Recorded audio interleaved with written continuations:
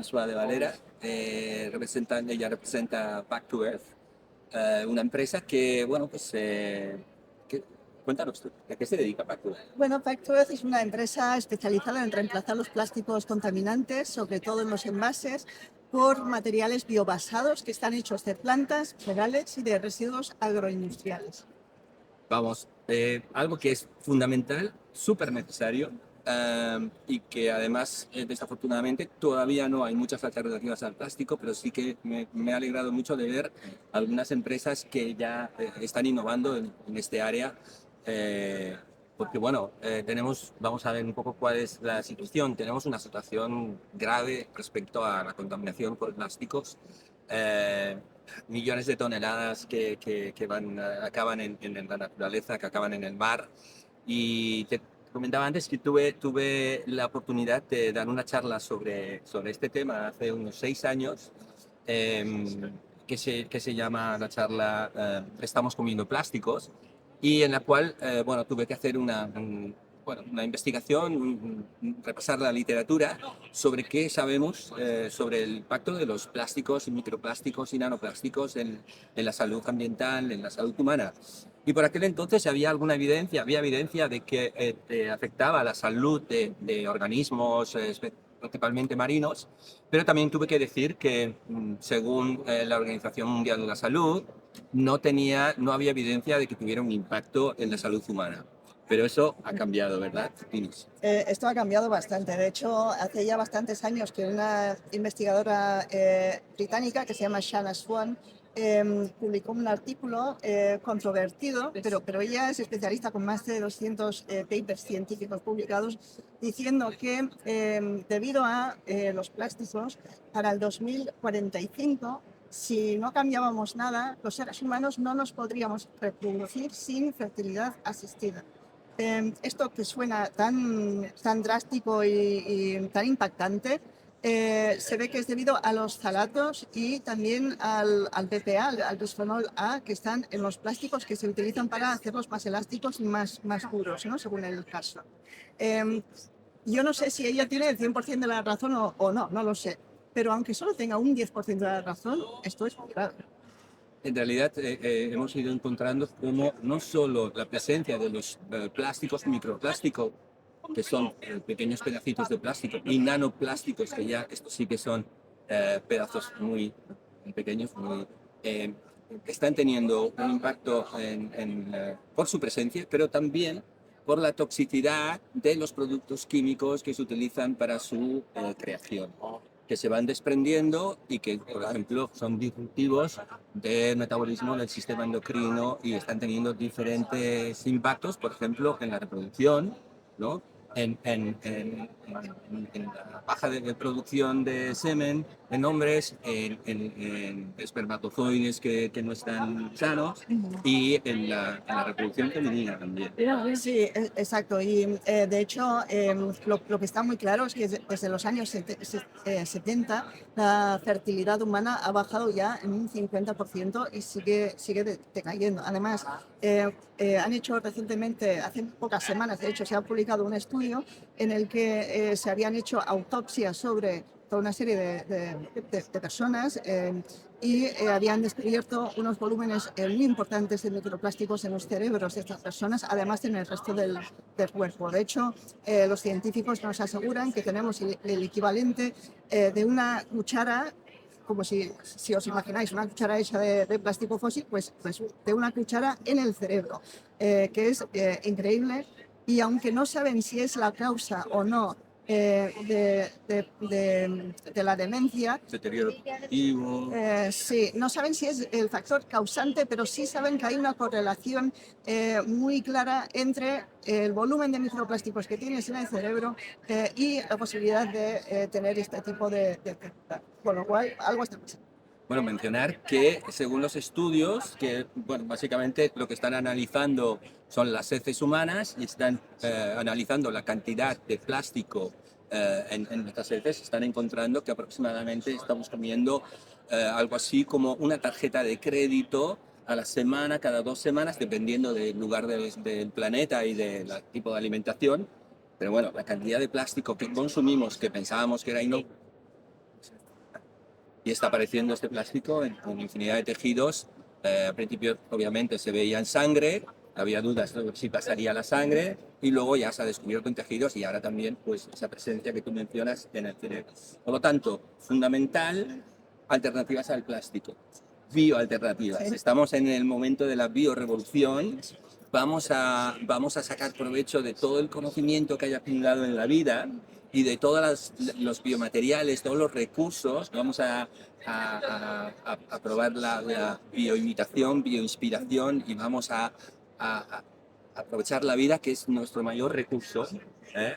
Somos afortunados de vivir en este planeta, ¿no? En este oasis de vida en el universo. Sí, sí. Y vamos a ver un ejemplo de cómo lo hacéis, ¿no? Muéstrame un poco vuestros productos. Muy bien, sí, efectivamente, pues en Factweb concretamente nos hemos especializado en materiales compostables a temperatura ambiente, que es muy importante porque el 79% de los plásticos fósiles a día de hoy acaban o en vertedero o en el campo, y el plástico fósil, si acaba en esos sitios, va a estar ahí 300, 400, 500 años, nadie lo sabe exactamente, depende del tipo de plástico también. Mientras que estos materiales, si por desgracia, y yo no animo nunca a nadie que tire nada al campo, pero si por desgracia acaban en uno de esos sitios, se van a descomponer por completo y no van a dejar atrás ningún tipo de microplástico ni de tóxico. Además, cuando están en contacto con nuestros alimentos, no migran ningún tipo de alimento tóxico, porque por ejemplo en las botellas PET, que se utilizan para la mayoría de las bebidas, pues muchas veces hay un metal pesado que se llama antimonio que migra. Pues nosotros no tenemos ni ftalato, ni bisfenol A, ni metales pesados en nuestros materiales, y además, si por lo que sea acabas consumiendo un trocito del plástico, que no lo recomiendo, pero si es así, no se te va a quedar dentro del cuerpo, sino que se va a disolver. Bueno, fantástico. Este es uno de vuestros productos, ¿verdad? Para envasado, bueno, pues, y luego es, claro, el tema de los plásticos tienen infinidad de beneficios, ¿no? Plástico viene de la palabra griega plástico de moldeable, ¿verdad? Entonces tienen infinidad de utilidades, pero como todas las tecnologías se pueden usar bien y se pueden usar mal. Desafortunadamente hemos hecho un uso indiscriminado y bueno, pues los resultados los estamos viendo. Entonces, muéstrame esta otra opción que supongo que todo esto lleva todo un proceso de investigación, de desarrollo, de innovación, nada fácil. Y cuéntame un poquito este otro producto que tenéis y qué utilidades puede tener y cómo habéis llegado a desarrollarlo, que no es fácil. Muy bien, sí. Pues nosotros tuvimos la idea en un principio de hacer este tipo de material en el 2015. No fue hasta últimos del 2017 que conseguimos una primera financiación para poder embarcarnos en la aventura, y hemos tardado pues desde finales del 2017 hasta ahora en conseguir estos dos materiales, con lo cual estos desarrollos no son fáciles y además requieren de una inversión bastante importante que hemos tenido la suerte de conseguir, pero nos ha costado y hemos perdido un poco de tiempo por el camino consiguiendo esa inversión. Entonces, a día de hoy tenemos estos dos materiales, los dos tienen en común que son combustibles a temperatura ambiente, pero que también tienen altas barreras al oxígeno, al vapor de agua y a la grasa. Y eso lo que permite es que se puedan envasar productos de larga vida útil, ya sean secos, semilíquidos o líquidos. Esto es lo que nos diferencia a nosotros de la competencia, porque sí que hay otras soluciones para verdura fresca, para bolsas de la compra y tal, que no requieren estas barreras. Pero si pensamos que en los supermercados europeos más del 50% de los productos necesitan de este tipo de barrera, pues de inmediato se ve que hay un hueco en el mercado importante que nosotros estamos intentando resolver. Bueno, la verdad es que a mí me alegra muchísimo que empiecen a surgir estas alternativas con muchas dificultades, pero digo, bueno, empieza a haber estas soluciones, ¿no? Pero lo que me preocupa mucho es que me encuentro en esta feria con empresas como la vuestra y con otras empresas que tienen este tipo de iniciativas tan potentes y tan necesarias, pero no lo veo tanto en el mercado. Veo la bolsa típica hecha a partir de la fécula de la patata, pero cuando voy al súper veo bandejas y bandejas y bandejas con alimentos dentro, pero son todo plásticos y muchos de ellos no reciclables. Y a mí personalmente, cuando tengo esos plásticos en casa. Es que me duele mucho. O sea, en los que puedo reciclar, obviamente lo hago, pero veo que otros no puedo o que tengo que retirar una parte porque una parte sí es reciclable y la otra no. Aparte de todo el desconocimiento que tenemos, entiendo que hay una apuesta fuerte en la Unión Europea por el reciclaje, pero hay una apuesta fuerte por la sustitución de plásticos por alternativas bio. Sí, bueno, voy a intentar ser diplomática, ¿no? Con lo que voy a decir, pero no sé si lo voy a conseguir. Reciclar plástico fósil no es buena solución. Eh, es una solución intermedia que desde luego es mejor que utilizar plástico fósil virgen, pero no es buena solución a largo plazo. ¿Por qué? Pues porque solo el 9% de plástico se está reciclando. O sea que como seres humanos hemos demostrado que somos nefastos reciclando. Nunca vamos a conseguir reciclar el 100%. Yo lo siento mucho, pero es una realidad. Con lo cual, y además el plástico reciclado no soluciona los problemas medioambientales de microplásticos, nanoplásticos ni los problemas de la salud. Con lo cual, yo no lo acabo de entender. La Unión Europea ahora apuesta por los materiales reciclables, reciclados y también compostables. Y de hecho, en algunos casos, para algunos productos como son las cápsulas de café, las bolsitas de té, etiquetas en las frutas, ahora es obligatorio utilizar materiales compostables para ese tipo de aplicación y confiamos y pensamos, por lo que estamos oyendo en el mercado, que la Unión Europea poco a poco irá ampliando el abanico de productos que obligatoriamente tienen que ser compostables, además de, obviamente, animar a que el compostaje sea una alternativa para todas las aplicaciones. François, ¿qué hacemos? ¿Qué hacemos los ciudadanos así comunes? Escribimos a nuestros representantes políticos para que favorezcan proyectos como el tuyo, para que reduzcan impuestos sobre materiales bio que obviamente son los no bio, tienen un coste que lo vamos a pagar a posteriori.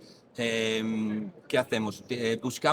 Hablamos con representantes de los supermercados y de los establecimientos públicos para que apuesten por comprar materiales que están en este tipo de envases. ¿Qué podemos hacer? Bueno, yo creo que sobre todo lo que los supermercados y las marcas escuchan es al gasto del consumidor, ¿no? Y dónde el consumidor está dispuesto a poner su dinero. Entonces, yo creo que al final, cuando haya una solución compostable en el supermercado, por favor, compradla.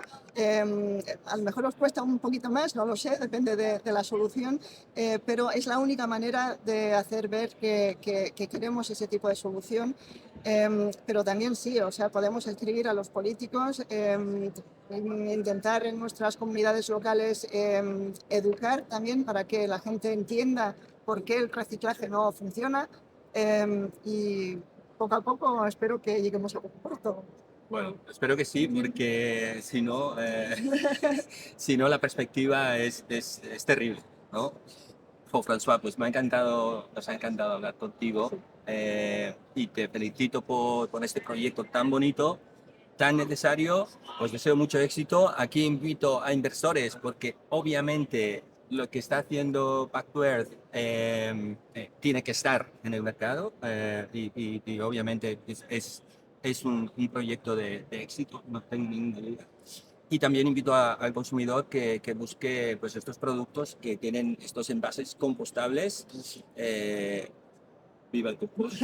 Viva el compost. Viva el compost. Vamos a compostar. Y nada, darte las gracias por haber estado con nosotros esta mañana. Muchísimas gracias a ti.